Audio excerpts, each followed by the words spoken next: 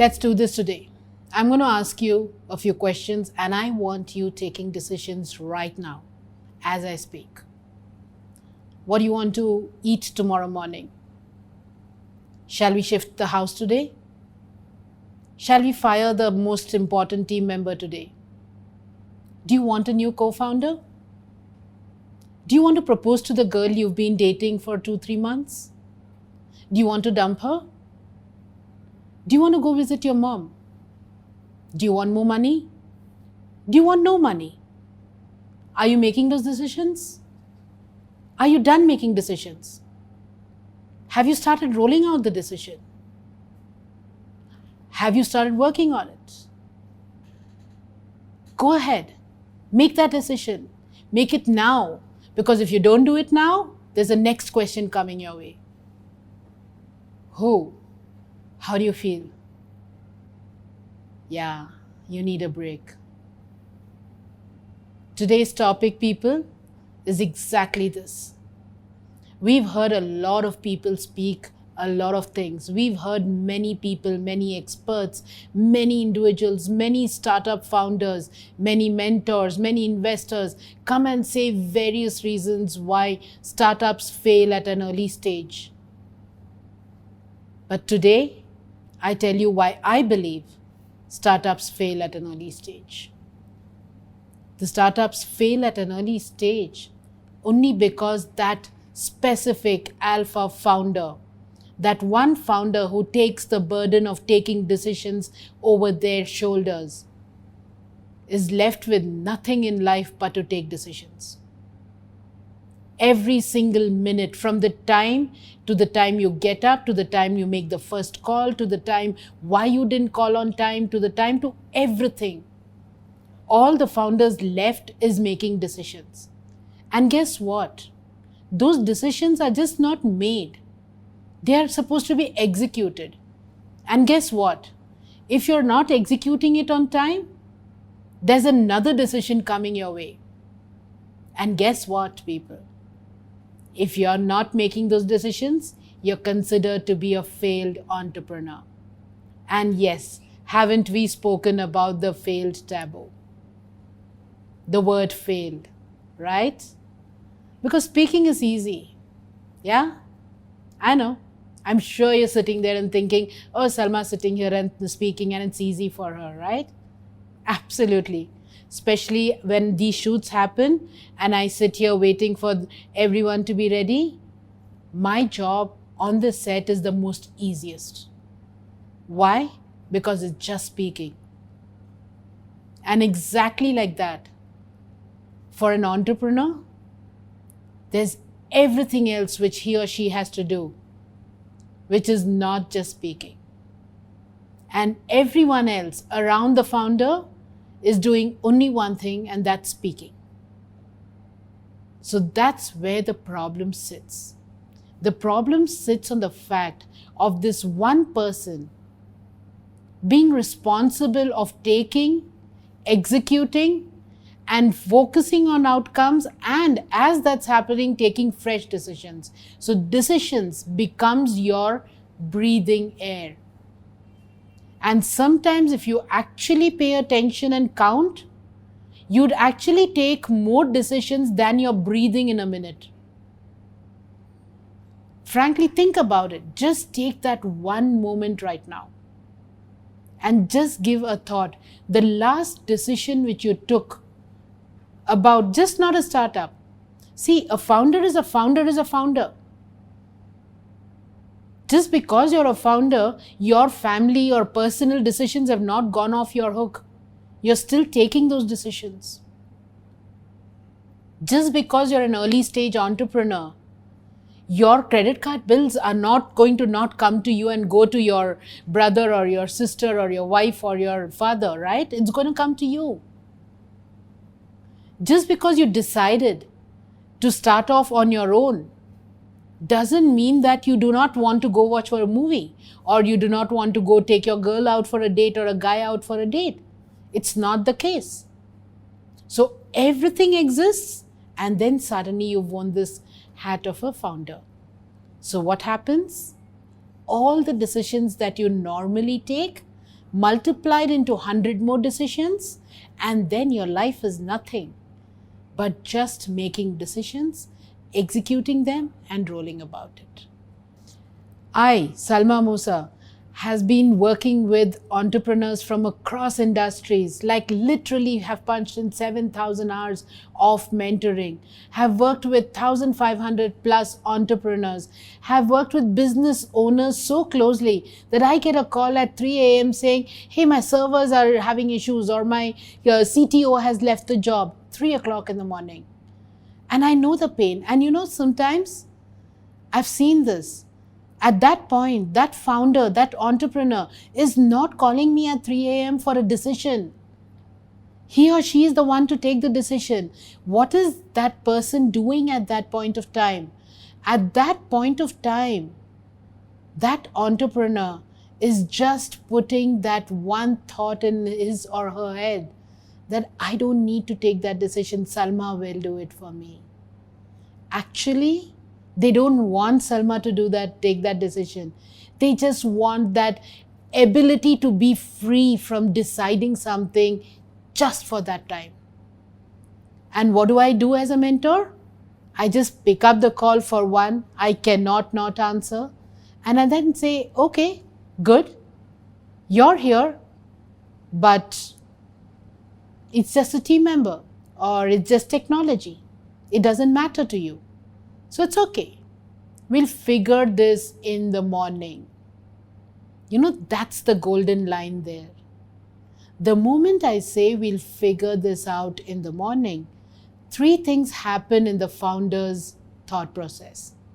1, there is time till morning for him or her to decide. So there is a gap where he or she is not required to take a decision. 2, we will figure it in the morning.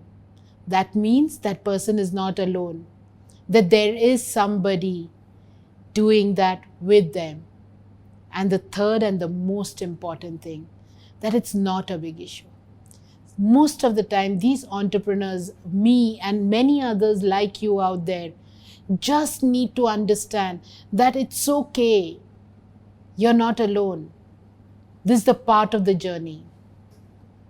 And that I have seen this repeatedly 1,000 times, zillion times in this 10 years of, working with entrepreneurs. All that you need is that small gap of not being able to take decisions. When your team members don't look up at you with those, sweet, innocent eyes and saying, okay, what do we do now? When your investors don't pick up the phone and call you and say, what are you doing now? When your mother doesn't call you and like, what are you doing now, baby? When your wife doesn't call and say, what the hell have you been doing for the past 2 days? That needs to stop for us. Now, here's the tools. Yeah, Salma always comes with tools, right? Here's the tools for you. I've done that. I figured it out. And I keep slipping back again. But then these tools help me. And I'm sure it will help you too. First things first. Don't wait for all these voices to come and haunt you down. You get down. Have you been to buildings or seen movies when it's on fire? The smoke rises above. When you're in a fire-filled building, you lie down. You go closer to the ground. That's what you do when the fire hits you. When you get these voices, these sounds, these responsibilities, this need to decide, the questions hitting you from every direction, you go down. You enter the level, the ground level, you stay low. As I call it in my language, I go off-grid. That's the first tool for you. Because that, if you do not do, is a kind of a volcano which is just about to erupt. And that is why most of the entrepreneurs throw in the towel and say, I'm done. They're not done because suddenly overnight their passion is done and finished. They're not done because suddenly they feel, oh, I don't have the energy in me. Or suddenly because they feel that there's no entrepreneurial DNA inside them. It's not all that. We are human beings. We are driven. We know our shit. It's just that at that point of time, we are done with the voices. We are done with the pressure. We are done with people expecting us to decide and decide at that very minute. So the first tool for you, learn to go off grid. Learn to just lie low. Think about it. And every time, anytime you feel this, like the moment you end the session, you subscribe to this video, absolutely this channel, oh, trust me, I'll come to that in the last part, why you need to subscribe. But having said that, once you're done here, the moment you look off from that screen, the next 60 seconds, you will have the first question coming to you for a decision. And if that is pulling you down, time to go off grid. So what I'm speaking right now, people, is not for you to listen, feel good, and walk away from.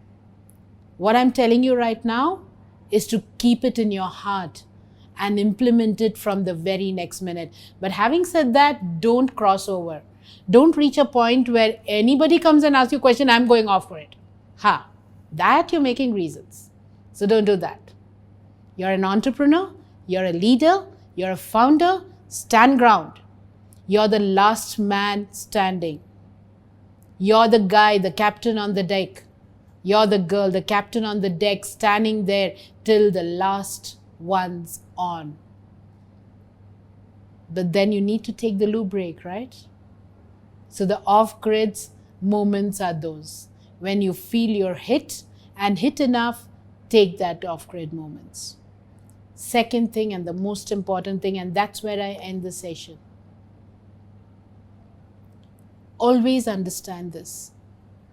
You are the reason the startup is going about, is about to take off, is doing everything. But having said that, you alone cannot do everything. So you need such people around you where you can go off grid with. Like you just tell them, hey, you take over, I'm moving off. This I can tell you with my own experience. I have built this club, this startups club, for the past 7 years. I had this person, this team member who was that person where I would always take off for my off-grids moments with that person being there. But the moment circumstances allowed a situation where I did not have the parachute, as I call that person, it didn't take much for me to burn myself out. So identify who that parachute is in your closest of team members and have them there. And they do not have to be the one like you or completely you. They do not have to be the one taking all the decisions. They do not have to replace you completely. They just have to hold things afloat till you come back, because trust me, you're an entrepreneur, you wouldn't take long to come back up. You'd come faster than you think. So for that, just that little time, you need that trusted parachute to be around. So these are the 2 tools. You go down under, don't wait for others to push you down and take off. 2, have the parachute within your system to go about it. So now that we're done with that, now shall we talk about subscription? If you subscribe, you're not going to lose anything. At the most, you're going to get a few notifications, correct? Just a few notifications. But if you unsubscribe, I mean, you do not subscribe to this or you unsubscribe, what are you going to lose? You might just in case lose that one moment where you're looking for something so desperately in your desperate situations, where this channel will bring you lessons from experiences. I do that. I subscribe to channels which brings me reality, which brings me their experiences. I don't subscribe to channels which gives me opinions. Yeah, it's my life. Who wouldn't understand what it is going on with my life? But if somebody is bringing their lessons to me, I open my arms. So I believe if you're committed enough to get these tools from us, you'd subscribe. And you'll see me very soon in my next session. Have a great day.